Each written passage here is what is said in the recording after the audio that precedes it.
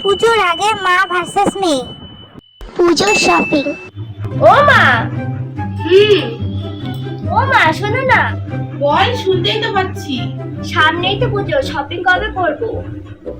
যা বৃষ্টি, এই জলকাদায় একটা শপিং। তাহলে ফোনে দুটো জামা দেখে রাখছি, সেটাই অর্ডার করে দিই। তোর বাবাকে বলিস, আমাকে বলে লাভ নেই। তাহলে হইছে আমার জামা নেওয়া।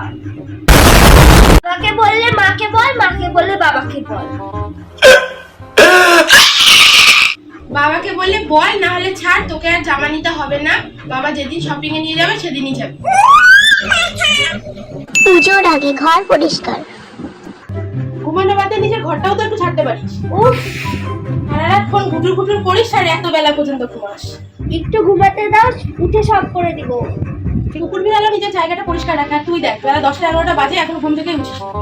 একটু ঘুমাতে দেয় না। कैसे कैसे लोग रहते हैं यार यहाँ पे। ঘুরতে যাওয়ার আগে বাড়িতে কথা বলা।